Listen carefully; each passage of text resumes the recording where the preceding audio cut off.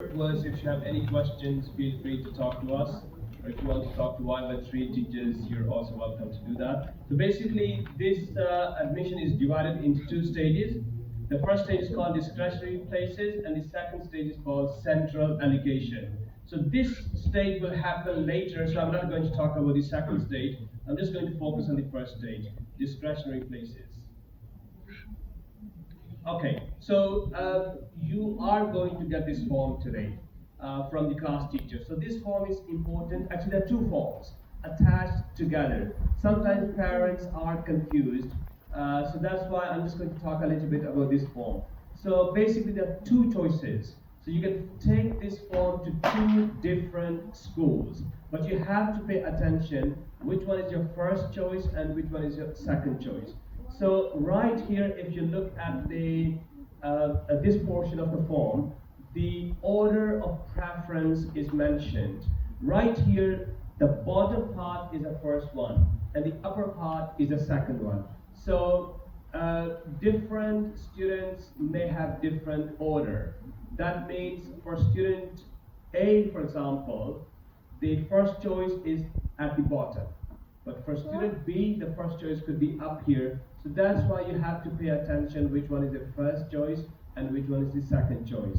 Because if you make the mistake, you may end up submitting this form to a school which is your second choice, submitting the first choice to a school which is your second choice. So that's why you have to be very careful. And again, there are four portions here. One, two, three, four. And again, this form can be actually de-attached in the middle, so that is the first form, second form. And again, the class teachers will explain you what to do. If you have any questions, you can ask us. One, actually, a copy you have to submit at secondary school. And this part is important. When you submit this at secondary school, don't show them the order of preference. Don't let them know whether you're choosing that school as first choice or second choice. So what you can do, you can remove this part and then just give them these three parts. And on this portion, on this part, they will put a stamp to acknowledge that they have received your application. Okay, so the question is how many schools you can apply for. Again, well, for participating schools, you can only choose two schools. Now, what are participating schools? Participating schools are government subsidized schools, most of them. So, for example, Tree is a participating school. So that means the form you're going to get from school today, you can take it to Tree if you want to. And there are other participating schools as well. Later, you can speak with the class teacher and they can tell you which schools are participating and which schools are non-participating. That means they do not take part in this system. So what happens if a school does not take part in this system? You can directly go to that school, you get an application form from that school. They have their own application form. Most DSS schools actually are non-participating schools. So for participating schools, you can only choose two schools. For non-participating schools, as many schools as you want. So, if you want to apply Tree as first choice, for example, in participating schools, you can do that. You can choose one more school. At the same time, you can opt for some DSS schools. So for DSS schools, most schools, there's no limit. You can apply as many as you want. Okay, these are some of the important dates, and you need to remember. So the admission for discretionary places is going to take place from 2nd to 16th January. That means the form you're going to get today, make sure you submit at a school between these dates. And sometimes parents do miss the dates and then that becomes a problem. We cannot help, the secondary school cannot help as well. So that's why you have to pay attention to the dates here.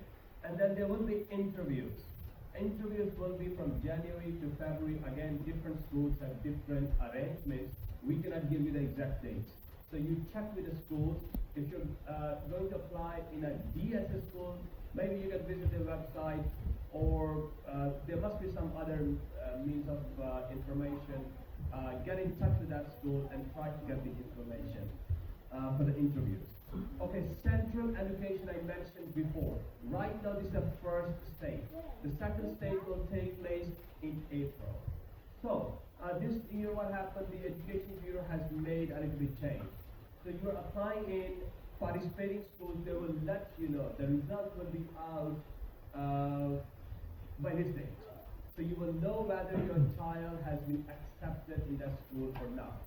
If not, then you can proceed, then you can go for central allocation, and then you have to actually apply for as many schools as you want. Not as many, sorry, there's a fixed number, I think maximum 30. And yes, this is also important. You will receive a phone call plus a letter from a secondary school. For example, if you choose YY3 as your first choice and your application is successful, they will call you plus they will send you a letter. So if you have changed your address and you haven't received a call, then I think you may want to check with them, because sometimes we may miss a phone call. But I think most schools will try to reach you. If if they are not successful for the first time, I think they will try to get back to you for the second time. But if your child is not successful, let's say your first choice is YY3, your second choice is whatever, school ABC school, and you got no phone calls from any one of these two schools, plus there's no letter, that means your child is not successful. If your child is not successful, you're not going to receive any call. And also, I missed one point before. You do not need to reply to the school. For example, let's say ABC school says, all right, your child has been accepted. But now you're still waiting for a reply from a DSS school. So you don't have to reply to them. You don't have to say anything. Just acknowledge, all right, thank you. And then later, maybe there is a DSS school accepts your child, then you can actually make up your mind later. Okay, so the release of results will be on 7th of July, 2020, next year. So let's say you hear nothing during the discretion stage, this stage. By 31st March, you hear nothing. You need to wait until 7th July. Then on 7th July, you will know where your child has been allocated. And then you need to do registration on one of these dates. And there is a 10-minute test, or we call it pre-secondary one test, a 10-minute test, which will take place on 14th of July. We encourage our students to take this test because the classes, I think, are allocated depending on the result of this test. All right. And also, schools, I think some schools, I think most DSS schools have started accepting applications.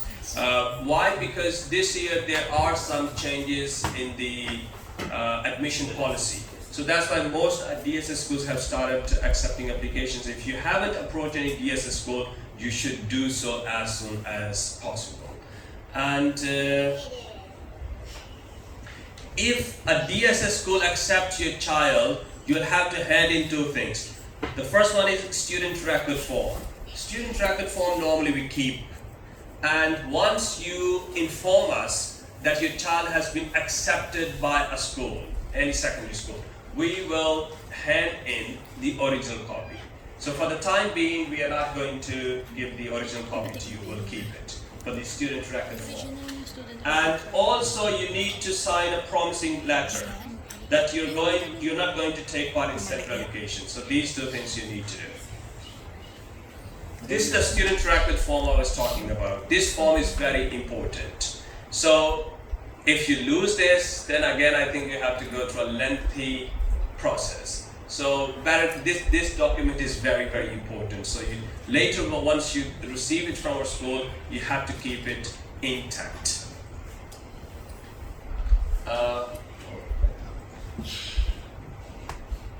Okay. Yes, I think I have mentioned this. If your child is already successful at DP stage, first stage, you don't need to apply at central allocation stage. But if not successful, yes, then you need to apply. And once you have made a choice, you cannot cancel it. So for example, if you have chosen YY3 as your first choice, and after 1 week you change your mind, or no, I want to go back and tell them, we don't want to choose you as first choice, that won't be possible. So that's why the order of preference cannot be changed. So you have to think long and hard before you fill in the form. And also you need to bring along original documents as well as the copies.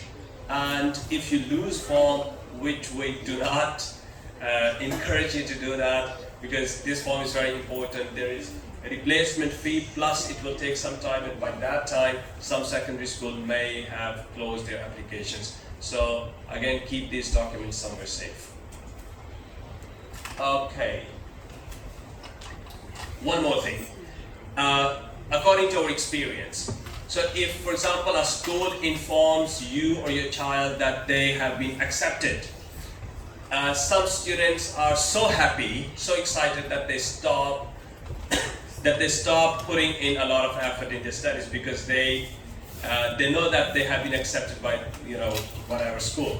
So you need to encourage them that they still need to learn, they still need to continue learning, because when they move on to next phase of their life, when they go to secondary school, studies will be even harder. So that's why they need to have better foundation. So primary school is a foundation, so that's why they need to continue studying. If you have any more, if you want to, for example, learn more about this procedure, you can go to the Education Bureau's website, you can call them, and this is the address where you can find more information, and of course, you're welcome to talk to us if you have any questions. Thank you.